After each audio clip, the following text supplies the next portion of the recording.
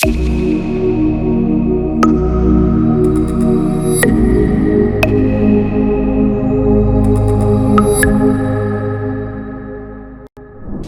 is up, guys? Super excited about today's guest. This is an amazing. I read this book and I was like, I have to get this author on the podcast, and I'm super excited. Richard is here today. He is a literary titan, having garnered prestigious accolades such as the Gold Book Award, the Pencraft Best Book Award, the San Francisco Book Festival Award, and his dedication to uncovering the mysteries of natural philosophy. And guys, you guys talk about this all the time. We're going to get into alchemy. We're going to talk about the Knights Templar, the Holy Grail, and also his journey has diverse experiences. He's a polymath. He has profound knowledge. He's a historical researcher of Masonic symbols, a practitioner of transcendental meditation since the 1970s. He's deeply rooted in shamanism, Native American shamanism. He brings a unique blend of spirituality and science to his work, so we're going to bridge that gap today.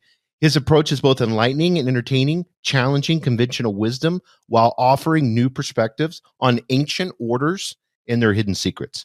So in today's episode of the HDL podcast, we're going to dive deep into the enigmatic world of the Philosopher Stone, the third eye, and the pathways to enlightenment.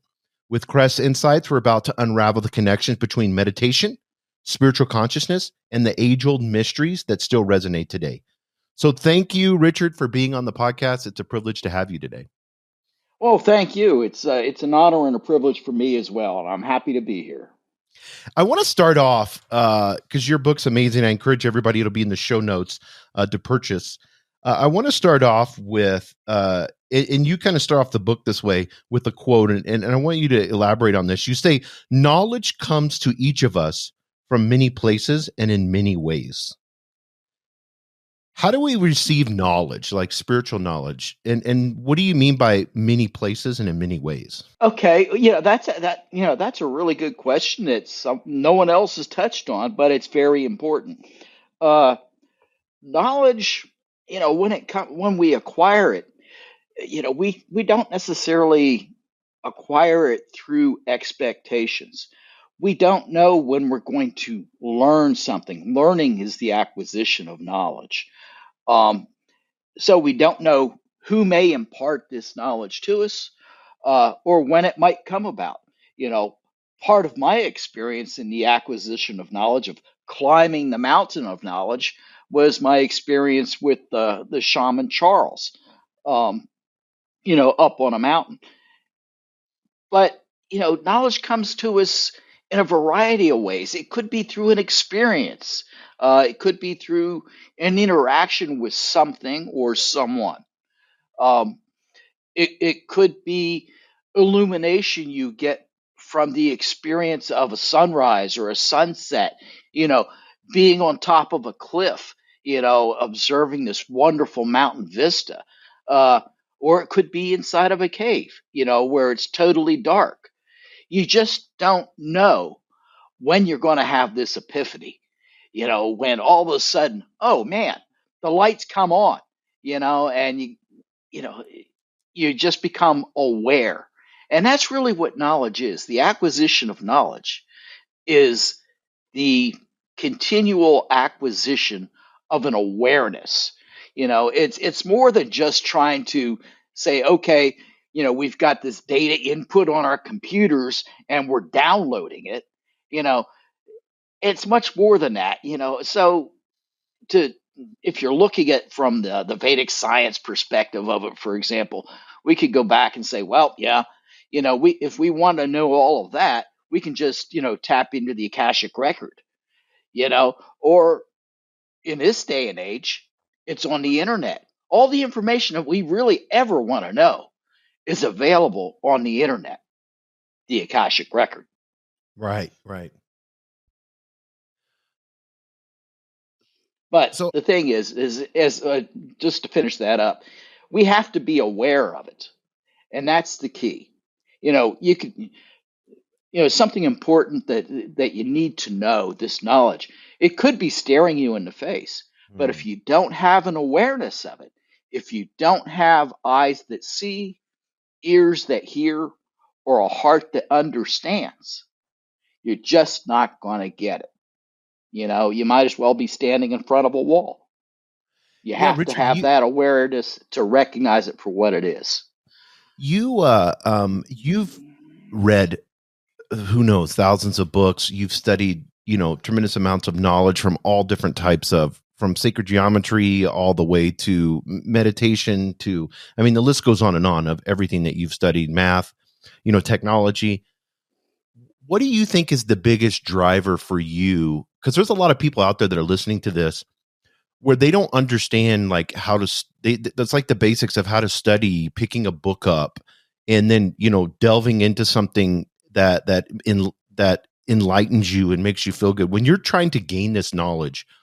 Can you kind of like, how many books have you read? Like, what was kind of your process in trying to study a subject? Oh, oh boy. You might want to put on your hip waders for this one.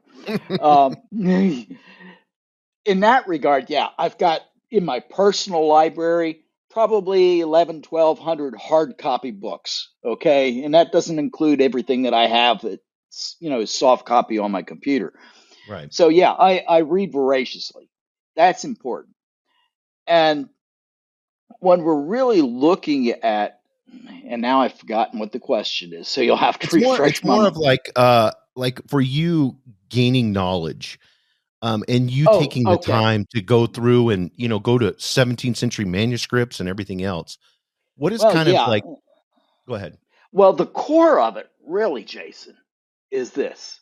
And I'll take a Zen approach and tell you to just completely get rid of trying to study.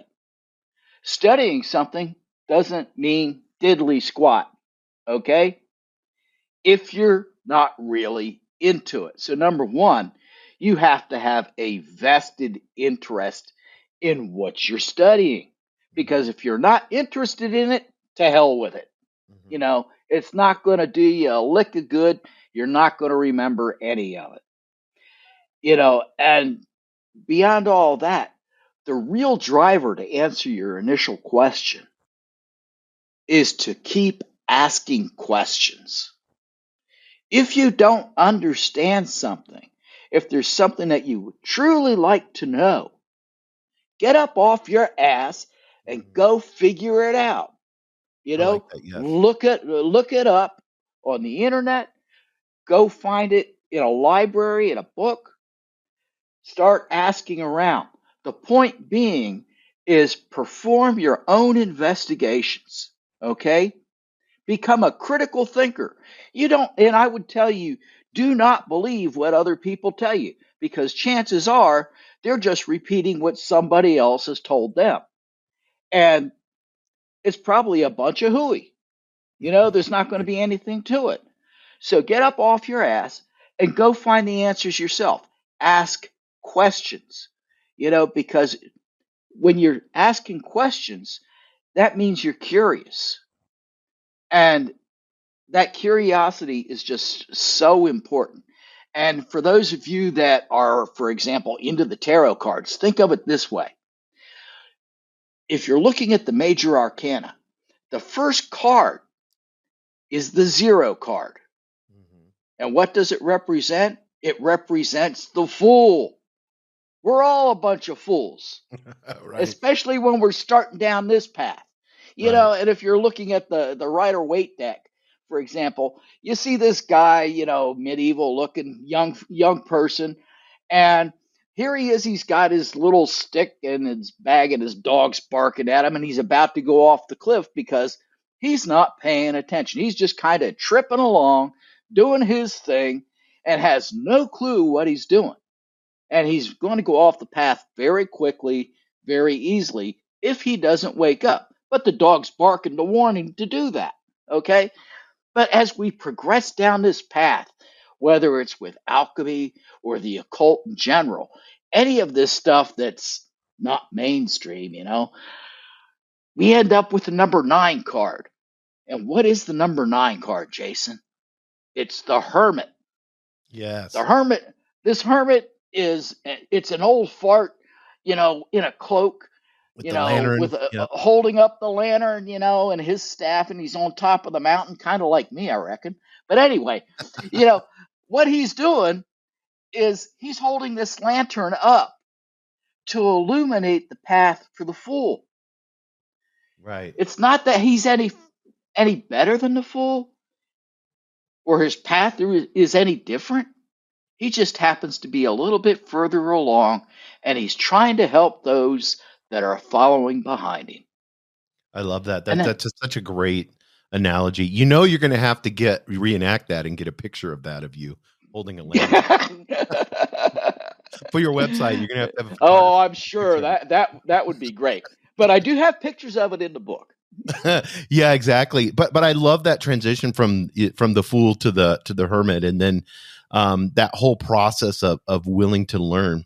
And in that learning process, you have in the book, and like I said, I encourage everybody to get it. It's called The Alchemical Search for the Unified Field.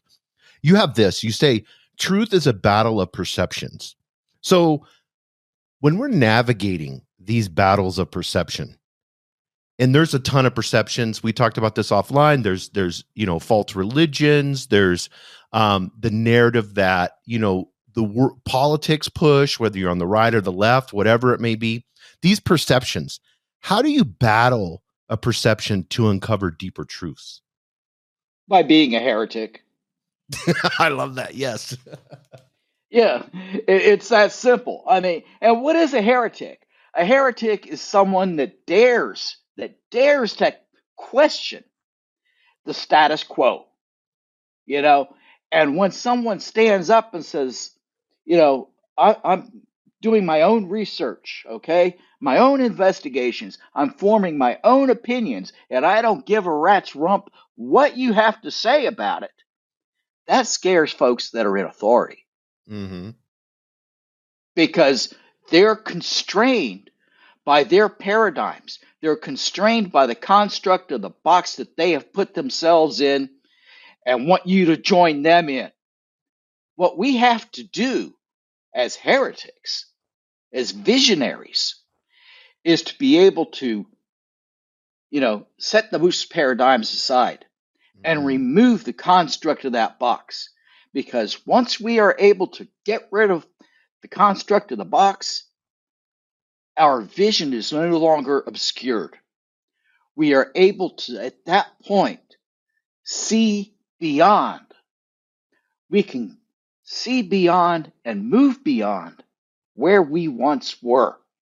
And that really is what we want to do.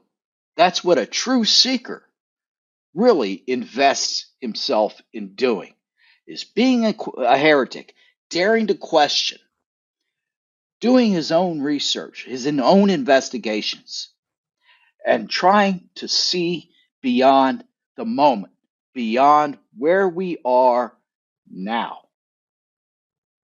I love that. I want to get into on the book a little bit with and we're going to get heavy duty now for you guys, but you start off the book with the Pythagorean process cycle. And you say in the book, it's an attempt to discern the process cycle of divine love in accordance with the Pythagorean idea. So why are these concepts of numbers and mathematics? How does that have an influence in the understanding of the divine? Oh, that's real simple. Ask Einstein. Seriously. Yes. Einstein wrote some letters to his daughter Alice. And in one of those letters, and they're available on the internet, by the way, he is very clear in stating that, yeah, his equation on the theory of relativity, general theory of relativity, where we have E equals mc squared, how it describes the universe and all of that. But as he gets deeper into the letter, especially towards the closing of it, he tells his daughter Alice that the most powerful thing in the universe is love. Mm. And that's really what the equation is all about. So there you have it. Yeah, that's awesome. And for people that may not understand what these Pythagorean concepts are, and we could go heavy into this, but who is he and why is he so important? And a lot of people may have seen a picture of him, this old guy with a white beard holding a compass and a square. Why is he so important when it comes to understanding spiritual truths? Well, you have to, again, it's a very good question. You have to understand who Pythagoras was. If memory serves me correctly, he was sometime around 300 BC, uh, extraordinarily gifted and intelligent. And he did a lot of traveling. Uh, he spent a lot of time in Egypt, in Thebes, and other places. And when you go back and you start looking at what this guy did, it's like mind blowing, man. I mean, he comes up with not just what everybody who's into math knows is Pythagorean theorem, a squared plus b squared equals c squared, or the 47th problem of Euclid, Mm-hmm. um, but he's talking about the musicality of the universe, how he's talking about vibration, and he's talking about, and this is like 300 BC, dude. He's talking how the planets have vibrations and they are emitting musical notes. And then he provides correlations, with music, the universal musicalica. Um, he's very big into numerology, and how numbers have essentially the language of the universe, and relates, what their meanings are, and their impact. Um, it's just like the dude was incredible, and all I could suggest is that, again, be a freaking heretic and go out and learn about him yourself. Yeah, I love that. Yeah, and it's something like some people through history we see, whether it's Francis Bacon, whoever it may be, um, they get these like downloads. Whether it's coming from the higher self or wherever. What do you think that is? Is it like and we've all had it. I know you've experienced it quite a bit. Um, you know, like what is like higher self downloads? Is it coming from aliens? Where's this thing coming from that gives people such amazing knowledge? Well, Scotty, you can beam me up. I would think it's the Akashic record, a Right, lot right. of that. I mean, if you want to get really nitty gritty about it, yeah, if you go back and you do the calculations, you will find very quickly that mathematically it's very naive to think that we are the only sentient beings in the universe. Right. I mean, if you calculate it all out, I'm not going to go crunching the numbers for you. We don't have time and I don't have a blackboard, but it ends up being like 23.8 sextillion. I mean, that's 23, point 0.8 with like 16 zeros behind it. Huge, ginormous number, you know, planets that can have life comparable to what we have here on Earth throughout the universe. Mathematically, to think that we're alone is very naive. To think that we haven't been and are not being visited by something else, again, that's in my estimation, it's very naive. And if you say, well, you don't have any proof, yes, we do. Because when we get into our discussion a little bit later on alchemy, we will find that there are these things called biophagous organisms.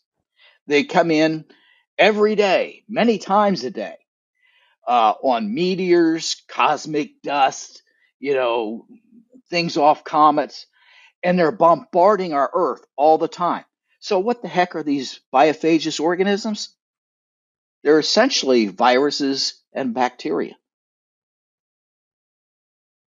That, my friend, is life. Mhm. The question is where is it coming from and why? But that tells us very clearly, and this is scientifically proven many, many, many times, that we've got this extraterrestrial life bombarding Earth every day, and so we have a lot of questions about that.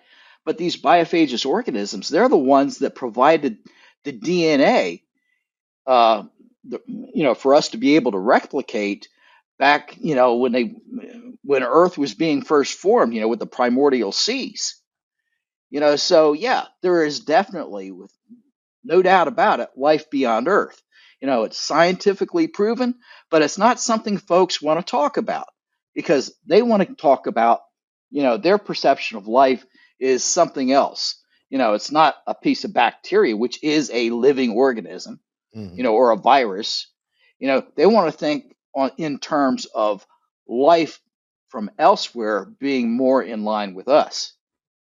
But maybe if that is the case, if that life is like us, maybe there's the difference between one of these biophagous organisms and us, between us and whoever these higher beings are.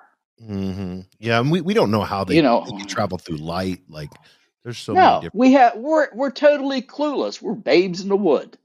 Um, 100%. Now, when you studied shamanism, and the end of your book is more about shamanism than it is about the alchemical search for unified field and how you went through that. What was the shamanic view on that? Like, as far as because I know I've gone to a lot of different Native American museums and stuff like that, and there's always this view of higher beings or higher self. What did you learn as far as the shamanic process on that? well, Charles was very open about that. Again, shamanism is very nature based, Hmm. and it's very different from the Western hermetic thought or the Eastern Vedic thought. Um, it's more right brained. It's more flexible. It's not as structured as the others.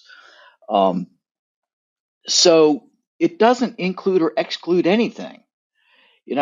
We had conversations where, we're sitting around the fire and looking up at the night sky, watching the sparks from the fire go up, and how they're like stars.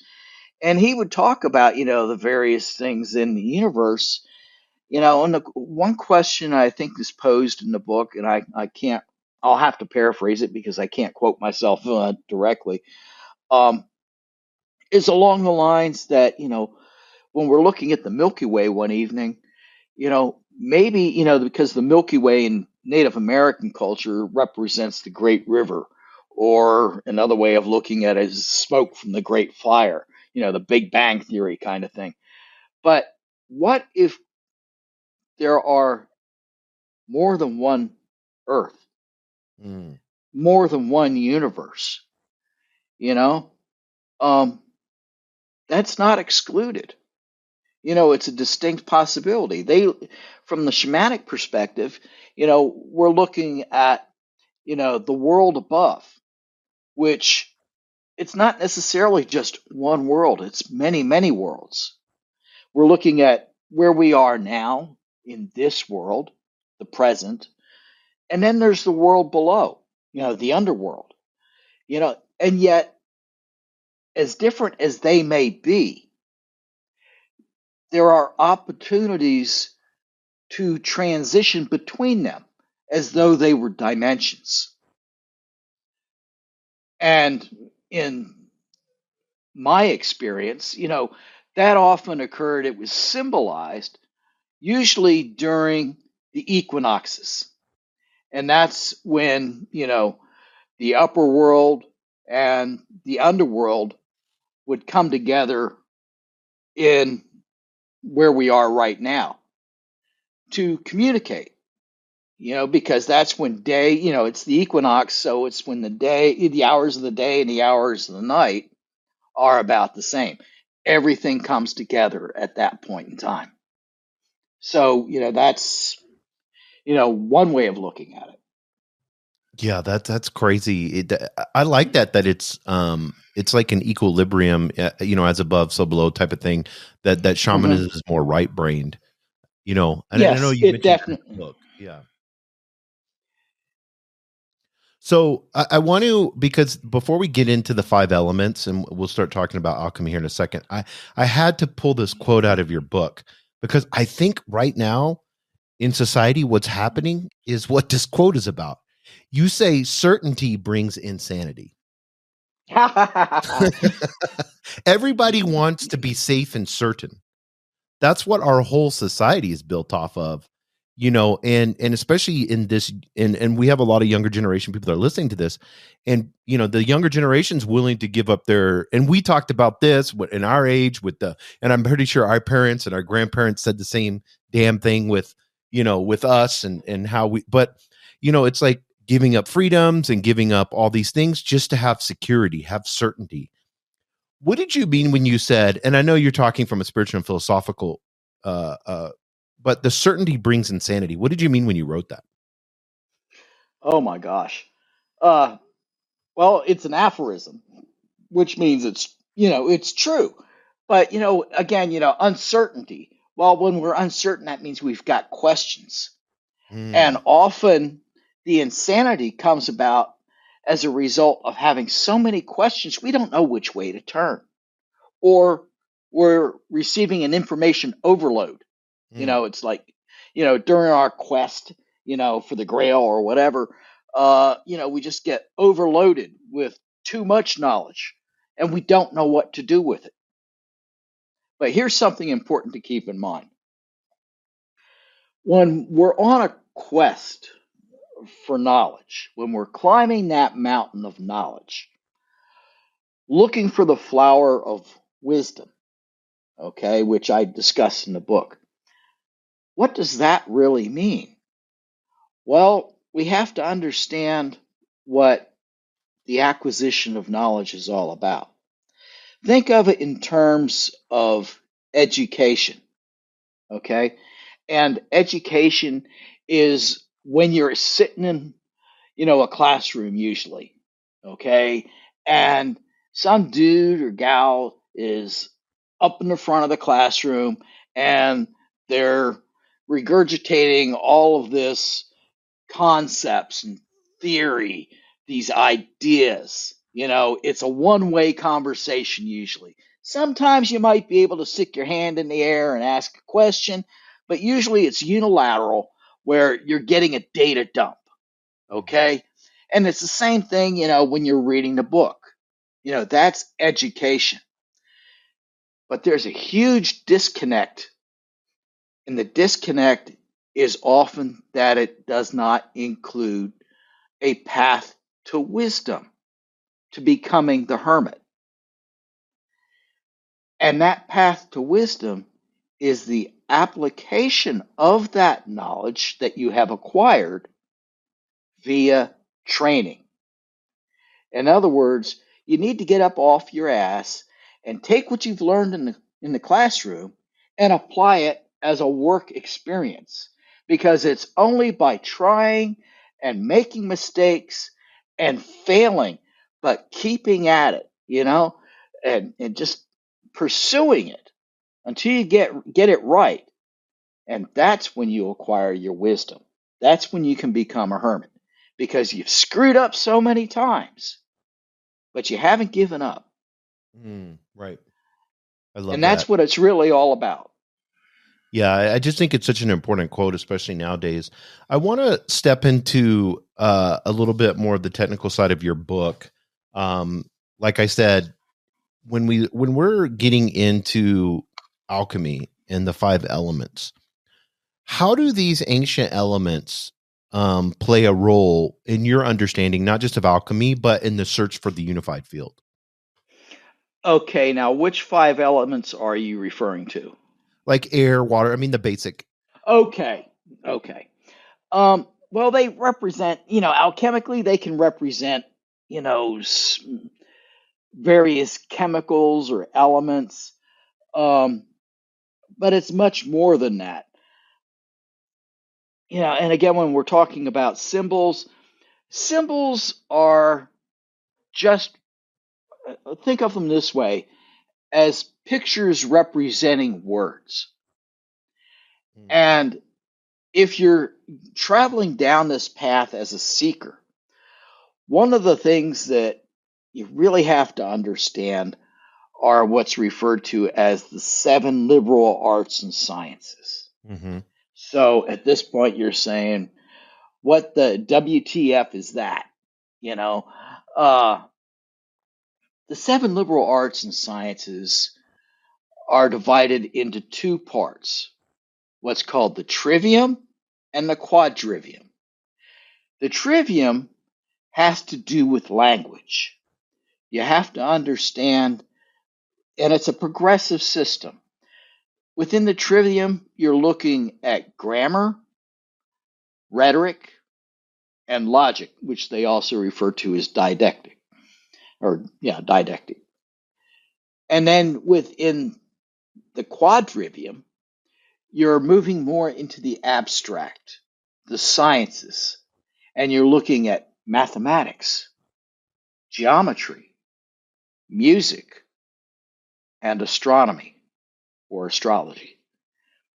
And those 7 liberal arts and sciences were extremely important in all of the ancient mystery schools, because you'll find when you really reflect on that within the trivium, which focuses on language, you have to have a very firm grasp on understanding the language, not just the one that you're dealing with, but all languages across the board. And it has to do with not just the meanings or the definitions of words, but their history, which is called etymology. You have to understand where that word came from, what its roots are. And someone that's really, really adept, really, really good at dealing with language, and I'm not going to say anything about attorneys, but attorneys are often English majors Right. or language majors for a good reason, because the law itself is predicated on how we understand words. And a word that we have today that we can think of, oh, yeah, I know what the meaning of that word is, may have had some entirely different meaning a long time ago. Now, I'm going to tell you, I will refer to a word that may trouble some folks, okay? As an example, and that word is master. When we think of the word master, we think of, oh my, it's someone who's in charge of other people as a boss or whatever. Or it's the attainment of a level of skill, okay, a master craftsman, for example, or perhaps a master's in education, whatever that degree may be. But it has a very archaic, ancient meaning that folks are not aware of. It has to do with Russell Crowe. And you're saying, WTF? What does Russell Crowe have to do with it? Well, he starred in this movie years ago called Master and Commander. Now, why do you think it was called Master and Commander? It's because master refers to the navigational officer of a ship. Has nothing to do with the level of, skill as far as being a craftsman or being the boss of somebody. It's being a navigational officer. Kind of like, which one was it on Star Trek? Anyway, so, you don't see that one coming. But when you're reading through these old texts, like, you've shared that I like to do, you have to be very aware of what these old meanings are so you can understand what the heck it is they're talking about. Right. Because otherwise you get lost. You find it hard to read. I mean, if any of your audience has ever read Chaucer, in its original form, Old English, it's like, whoa, man, it gives you a headache. You may as well go out there and drink a Slurpee and get a brain freeze. I mean, it's pretty rough stuff. Right. But so language is really critical. And having that firm grasp on language is essential to be able to move forward into the sciences, where we're talking about mathematics, geometry, music, and astronomy, because they're dealing with abstract concepts. If we can't understand with what we're dealing with right now, as far as being able to communicate with one another, how can we understand something that's abstract? That's so true. Yes. So again, that's the progression between the trivium and the quadrivium within the seven liberal arts and sciences. And then you can move that forward. And all this applies to alchemy, by the way. Right. It's integral to alchemy, actually, because the next step is looking at the seven universal laws as they're addressed in hermetics. You can find them discussed in the Kabbalion by the three initiates. But, you know, what you find is when you're looking at those universal principles, which includes the all, correspondence, gender, I can't remember the other four off the top of my head at the moment, but you find that, and this is touched on briefly in my book, if you're looking at a caduceus, okay, Hermes staff, and Mm-hmm. you see those serpents intertwined going up, think of it this way. Yeah, that pole would be your spinal cord. The serpents, as they're intertwined, those intersections would be your chakras. And the serpents themselves, as they intertwine up, going up that pole, they also represent, on one side, the seven liberal arts and sciences, and on the other side, the universal laws of hermetics. So they're all integrated, you know. Um, and it all, and we can talk about the male, masculine, and the feminine aspects of it, how it ends up with our brain, where the wings on the caduceus represent the left and the right brain hemisphere, and a little ball at the top would represent the third eye. So yeah, and the chakras and the kundalani are all represented. So I mean that one symbol, that symbol by itself contains a wealth of knowledge. And another symbol that contains an enormous wealth of knowledge, but is so simple and beautiful, is that of the Philosopher's Stone itself. Mm-hmm. Can You you know, get for into that? those, Because you talk about the Philosopher's Stone. Your quote in your book is alchemy, hermetic, sacred geometry, Kabbalah, astrology, other occult arts, all allude to the stone. Why is all of these different, I mean, people that have written books, never met each other all across, the world, different geography, why does everybody talk about the Philosopher's Stone? because they don't know what the heck it is. The, it's one of those terms that folks like to bandy out there, that say, "Oh yeah, man, if we're gonna go talk about the Philosopher's Stone," and they really have no idea, no clue what it is they're talking about, other than it has something to do with alchemy. They Mhm. don't really understand it or know what, but they know it has something to do with alchemy. So, I'll tell you at this point, what the stone has to do with is transformation. Okay. And I'll talk about that here in a moment. But for those of you that aren't familiar with the symbol of the Philosopher's Stone, what you find is that you have, for all intent and purpose, this symbol that has at its heart a hexagram that's within a that's encircled. Okay, so it looks like a seal of Solomon, which is then squared, and that square is then itself within a circle. Um, it represents many, many things.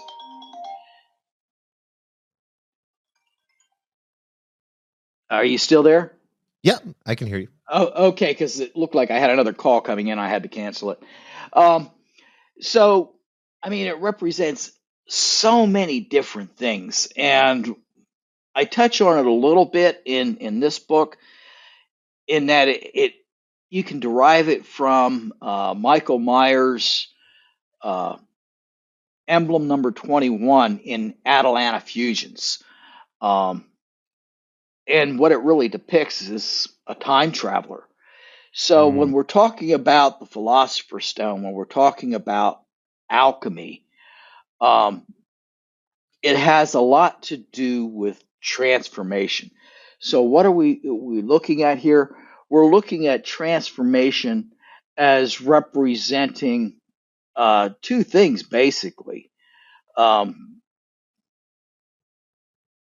it represents spiritual transformation, okay, um, and that would be our personal quest for uh, enlightenment.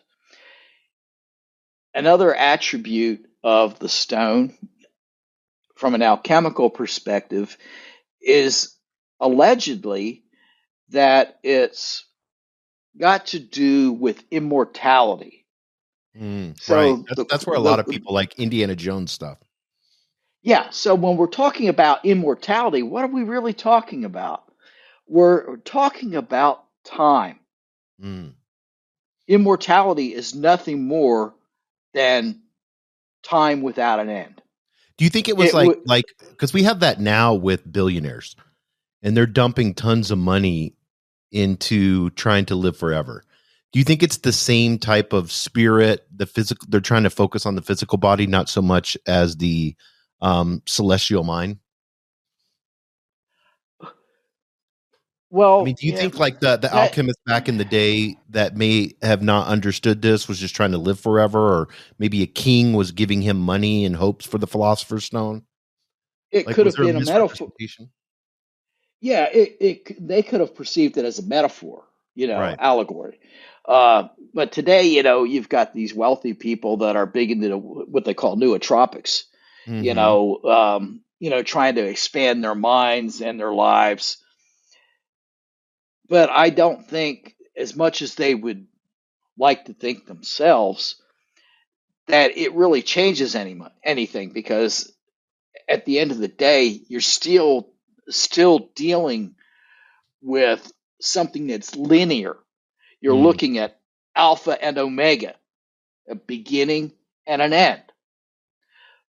But here's the thing, guys, it's really not alpha and omega, it's alpha, omega, alpha. So, what the heck does that mean? Well, that's really key. It's very, very important. It has to do with, yeah, you have a beginning, you've got existence, and that's what you'll find with alpha. The omega is the end, it represents death. But then you have alpha again, which represents rebirth or reincarnation, however you want to term it. But what it describes, alpha, omega, alpha, is the universal cycle of nature. It's a constant loop. Mm. You know, I mean, think about it this way. Right now, we're getting into winter, the coldest, bleakest time of the year. But when you're staring out your window at the trees don't have leaves on them right now. There's no flowers out there. The grass isn't growing. But is it dead, or is it just gone to sleep? It's dormant. And then when we get back into the spring, the energy begins to flow again. Leaves come out on the trees, the grass grows, the flowers bloom. And this happens year after year after year. It's an endless cycle. That's alpha, omega, alpha. And I'll share something with you that'll blow your mind.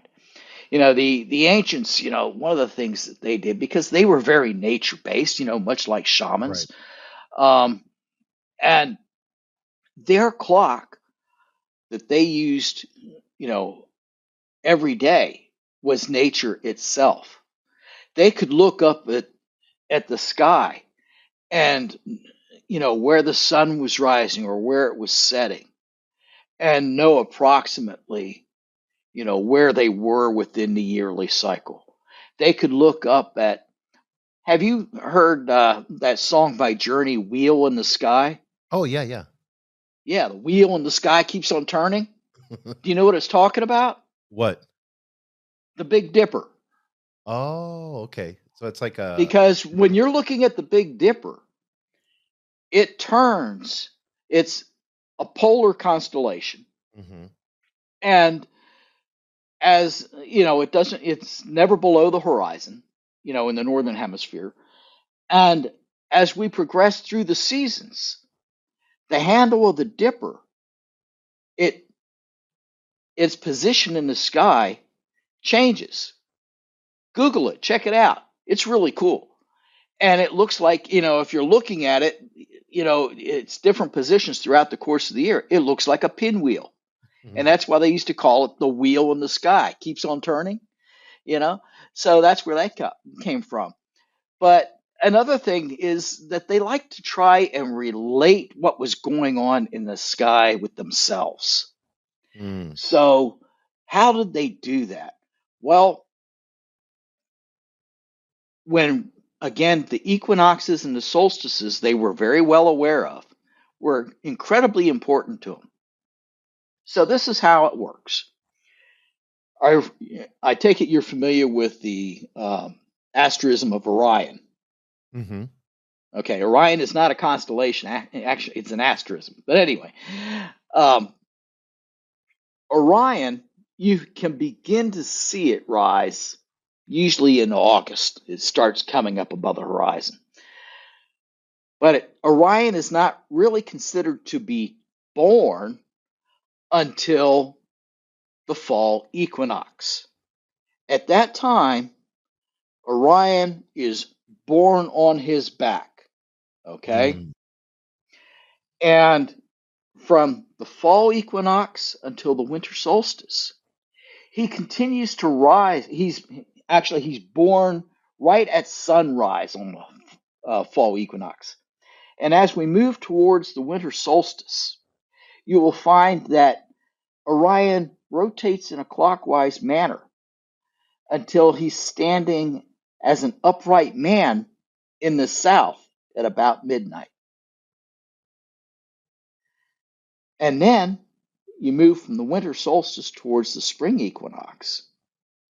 And he's continuing to rotate clockwise until he's face down at Mm. about the spring equinox. Then during the summer solstice, he's not visible in the sky in the northern hemisphere. So, what does that mean? Well, we can relate that to Christianity because, during the fall equinox, he is born, Mhm. he rises to adulthood, Mhm. and then by the spring equinox, he has died, and during the summer solstice, he is buried. So that's how they would track the seasons. They would use something like the Big Dipper or Orion. Is that why the pyramids on the Giza Plateau or down in Teotihuacan in Mexico are aligned to Orion?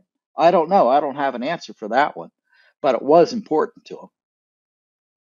Yeah, 100%. And you say in the book, the Philosopher's Stone is a symbolic alchemical marriage of our celestial mind to our terrestrial physical body. Yeah. So when and can you get into like that symbolic marriage? I know this is very prominent in the alchemical fields, and some people that know alchemy would understand this. But like when you're saying that the Philosopher's Stone is this marriage, like can you go into like celestial mind, and then we all know what our terrestrial physical body is, but how has this marriage happened, and what is this as we're learning and expanding and growing in our mind, body, and Oh, spirit? okay. So I'm not going to really get into the alchemical process Right. on this. We're going to look at a spiritual transformation. How does that work? Well, what we're really looking at is, again, from a spiritual transformation aspect, really what is our goal? Our goal is to improve conversations with ourselves, within ourselves, and with God or whomever you perceive to be a higher being or deity. Okay? How do we go about doing that? Well, meditation and prayer are key to that spiritual transformation. How so, you might ask? Well, that's where, what we're trying to do is move towards enlightenment, this big buzzword everybody talks about. But what the dickens is it? How does it work? Well, what we have to do is be able to calm ourselves. We have to divest ourselves of, all the worldly influences and burn off our ego. And so, whether you want to call it prayer or meditation, whatever floats your boat and blows your hair back, you know, it's the practice of that will provide the vehicle for us to get to enlightenment. How does it work? And that's the question that I try to touch on in the book. The operative mechanics of how the dickens does meditation work. Right. Really, what we have to understand is that our body is essentially an electrical system, an electrical circuit. And if for those of you that happen to be electricians, you'll know that, okay, if you're dealing with house wiring, you've got a white wire, a black wire, and usually a green wire or just a bare copper wire as your ground. Okay, your black wire is your hot wire. Okay, the white wire is the one that helps to complete the loop, and your green wire or your copper wire is your earth ground. So when we're meditating, how the heck does that play into it?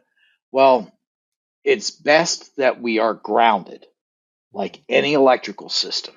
Okay, and that means preferably sit our butt on the ground, no shoes or socks. We have to have direct contact as much as possible. If you're sitting on a nice padded chair or a pillow or something else and not in direct contact with the ground, you're being insulated. In other words, there's no energy flow there. It's being cut off. So it's not going to really work that well. That's why Buddhist monks sit on the ground, you know.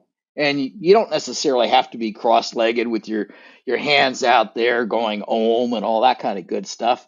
You can if that's really what you want to do, but it's not necessary. The way it works is, for those of you that have a science background, you're familiar that with electricity and with lightning, the energy flows from the ground upwards. So, when you're putting out a lightning rod on your house or your barn or whatever, that's what you're doing. You're trying to ground it so, nothing happens to it. The lightning does not come from the sky down. In other words, what does this mean to you? That if you're sitting on the ground and you are grounded, that energy force of the earth is going to come up through your spine to the top of your head where your third eye happens to be located. Mm-hmm. It's not coming from the sky down into your head and down into the earth. So if you take a look again at the chakra points and you overlay them on a caduceus, and you'll see that, those chakra points of the kundalini overlay the intersections of where that serpent crosses over the Hermes staff, as we were talking about before. Yeah, and you have illustrations of this in the book. So there's pictures of this. Yeah. So what we're dealing with here is getting that energy to flow from the ground up through our body. So again, we have to try and relax ourselves, get ourselves properly aligned. It's like if your body's out of alignment, what do? You go to a chiropractor, and hopefully they're going to fix it and get you feeling better.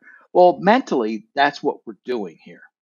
We're trying to get our mind, our body, our spirit, and our soul all aligned.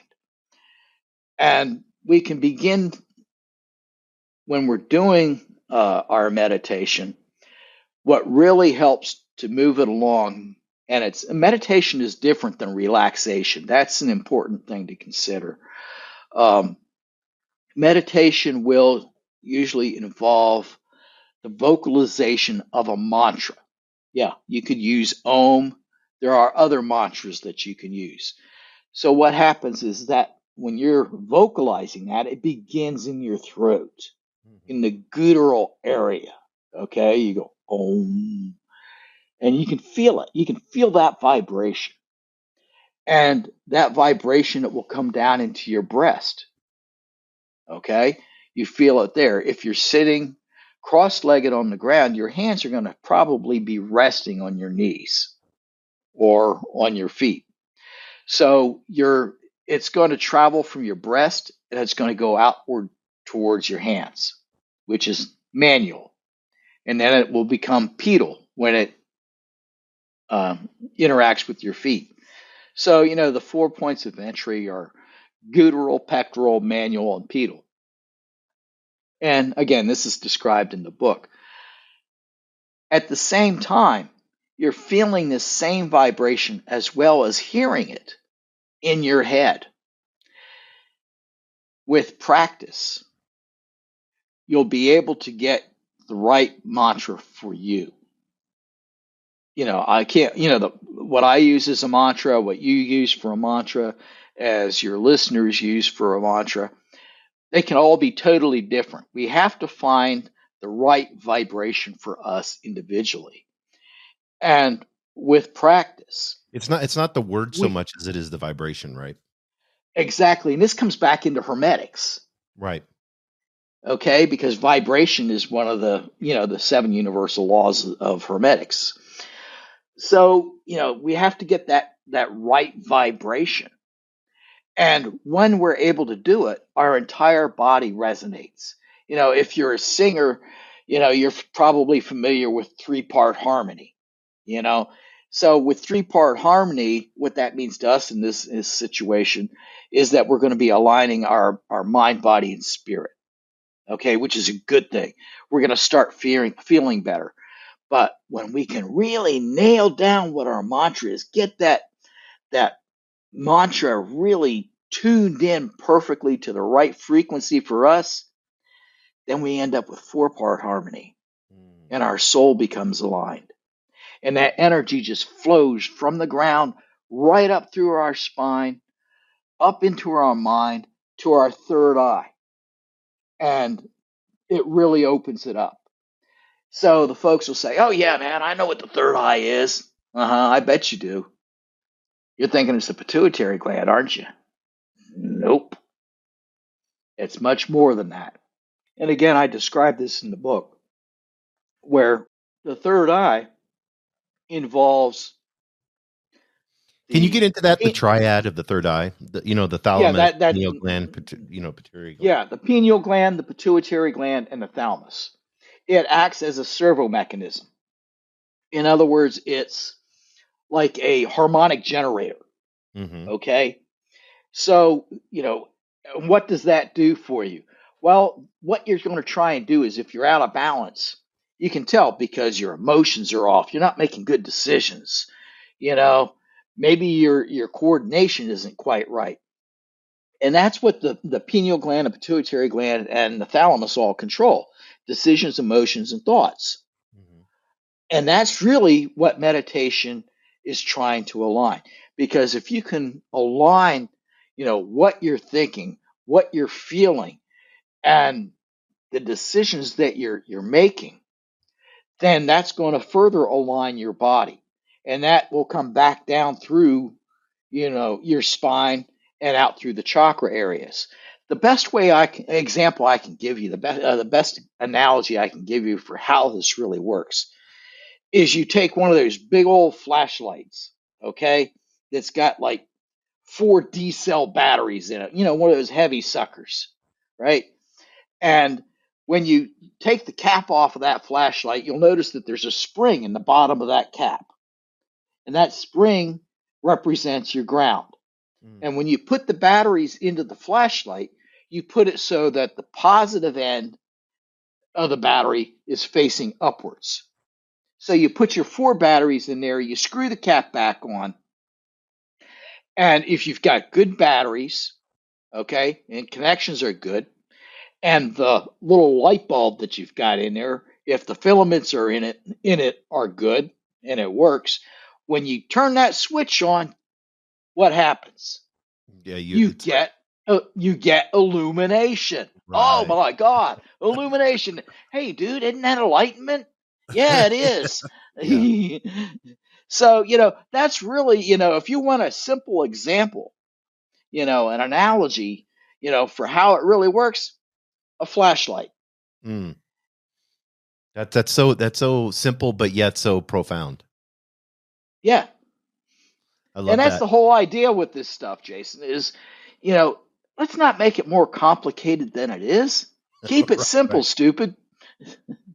Yeah, I want to, as we're getting on top of the hour, I kind of wanted to go over, I just have a few more questions, but the redstone you talk about in the book is the physical plane of existence. It's represented by a square, but you get into the white stone and it's like our mind, and you say it is the higher function than that of our physical body. Can you kind of explain redstone, white stone, what that may mean to someone? Oh, okay. Really, the red stone, to understand it in its most simplistic form as it relates to alchemy, Hmm. okay? Because folks are caught up in alchemy saying, oh, yeah, it's got this axiom. It's as above, so below, or Right, right. as within, as without. Well, think of it this way. We're talking about the red stone, which really is the heart of the matter.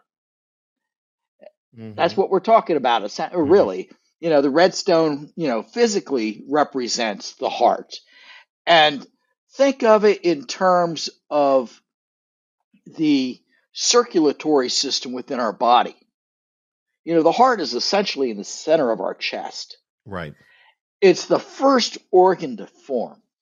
Okay? Nothing else can form or function unless the heart is there pumping blood.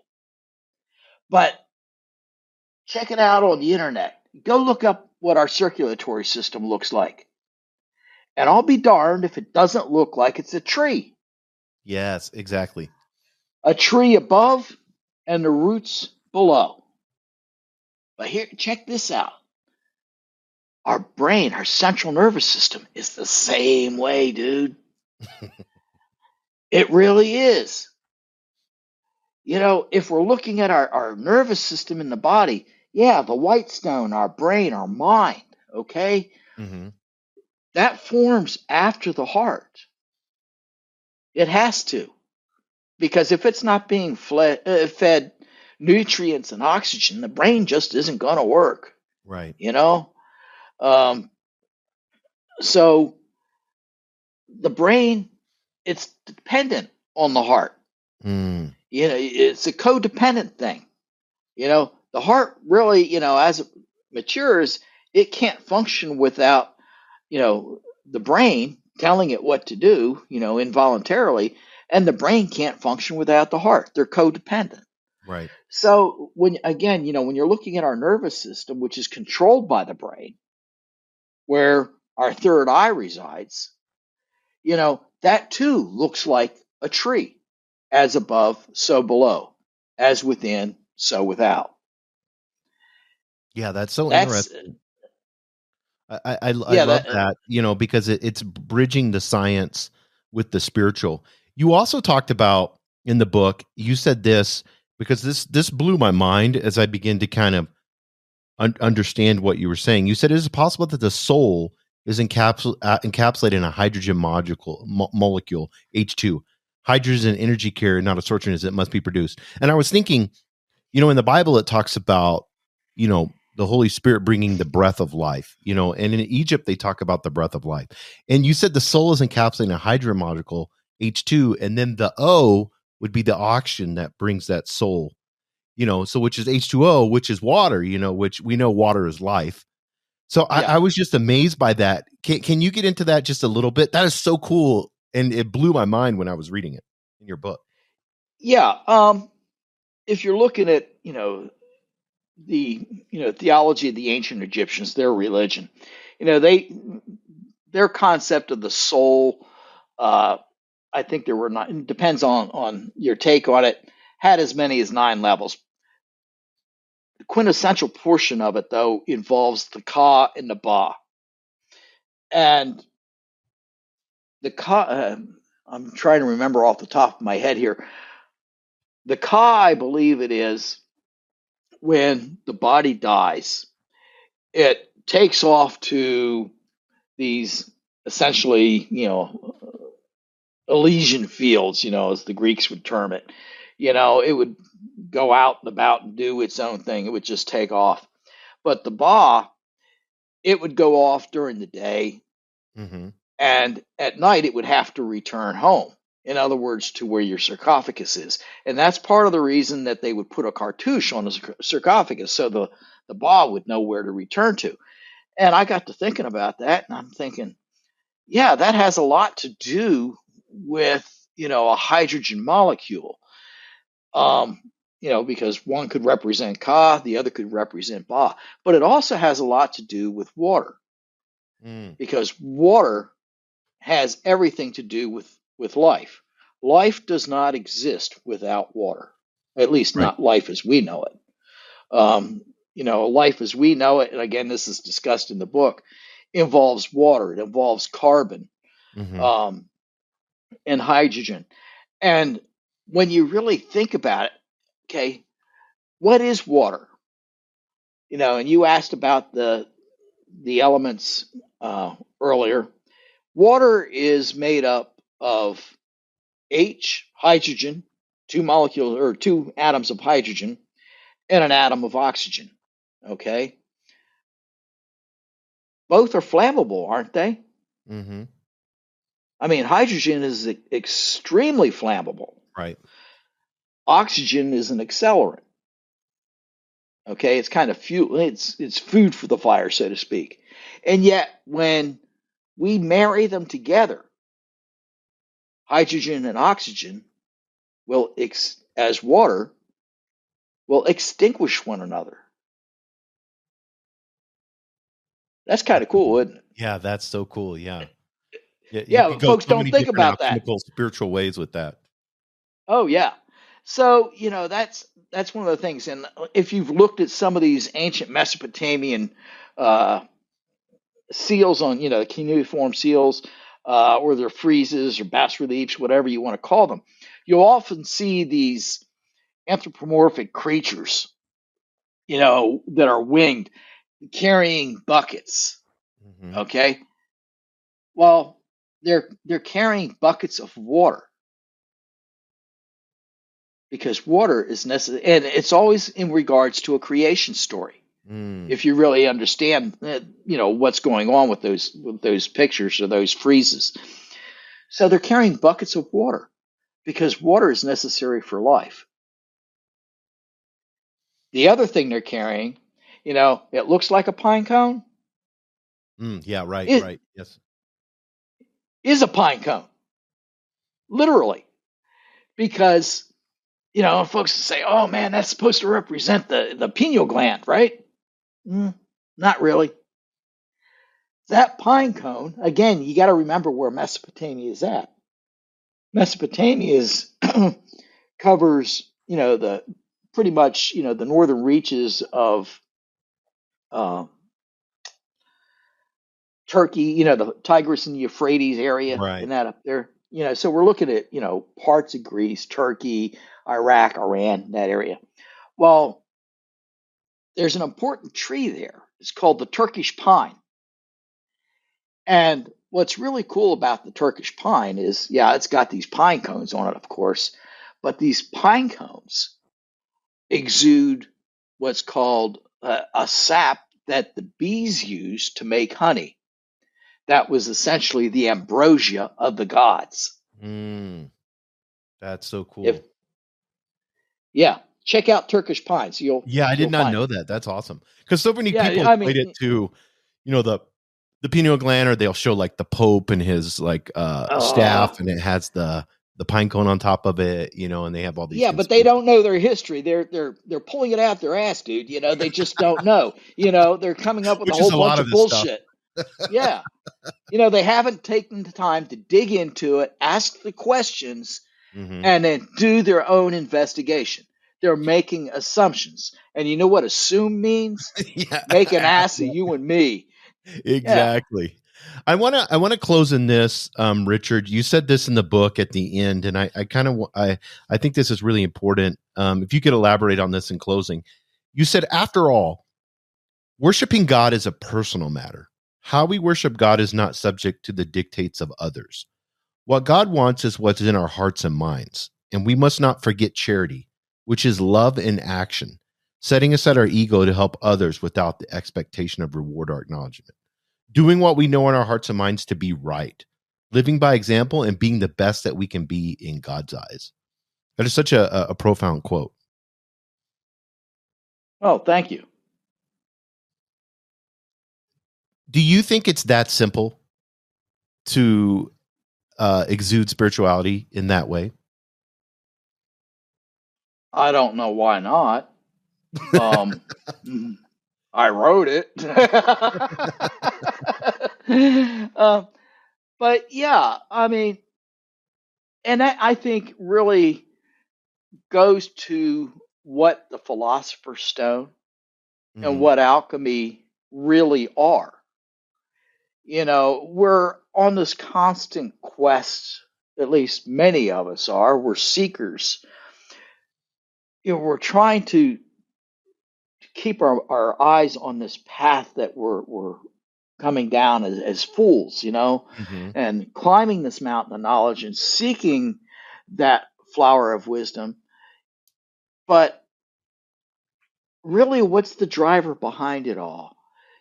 It's a personal quest to become better than we once were, Yes, you know? to And evolve. if you look at the religions of the world, at least the major religions, what's the core belief of them? It all comes down to, regardless of all the other dogma, it comes down to love. Hmm. And love isn't so much what we say, what we profess. Love is exemplified in our degree of charity. In other words, putting love into action. Um, and the first place we should probably try to apply that is to ourselves. Because if we Yes. can't love ourselves, if we can't forgive ourselves, and divest ourselves of all the other, material things in lives, and burn off our ego, and we can't love anyone or anything else. That's so good. We Yeah. can, yeah, and, and that speaks directly to our ability to have hope Hmm. and faith. And that's really what transformation is all about, isn't it? Having hope and faith. Hmm. Yeah, And that's what. it Oh, doesn't go ahead. really matter if the Philosopher's Stone is real or if it's just a concept, an idea. It really doesn't matter at all. Because when you reflect on that, you find that since the beginning of time, the most intelligent men, the most determined men, have spent much of their lives in search of the stone, using alchemy, that spiritual transformation. and trying to acquire its magical powers. But here's the thing. If there really wasn't something to it, why would they invest so much of their lives, risk literally everything? It just doesn't make sense. So there must be something to it. So the transformation that we can achieve through meditation, this quest to better ourselves, to become better than we once were, it's important, and it always has been. And it is achievable. It is attainable. Yeah, I love that. And Richard, I'm so grateful to have you on the podcast today. It was such a wonderful conversation. I encourage everyone to get your book. And like I said, we'll have your website and the information that you want, also a link to get the book. And I want all our listeners to purchase that and to understand. It gives you such a wide array of knowledge and not just understanding alchemy, but you go into, like you said, Christianity and Egyptian theory. And then in the end of the book, you get into Charles and Native American shamanism and how and then you tell stories, in that. And it's just an amazing book. And I encourage everyone to get it. And I appreciate you putting that knowledge out there. And I know you're writing another book, and we'll have you on again. Would love to have that. But just want to tell you, to our podcast and the listeners, we appreciate you being on, Richard. Well, thank you so much. It's been an honor and a pleasure, and I would enjoy coming back, when the time is right. And I hope your listeners have enjoyed this past hour and have something good to take away from the time spent listening. Awesome. Thank you, Richard.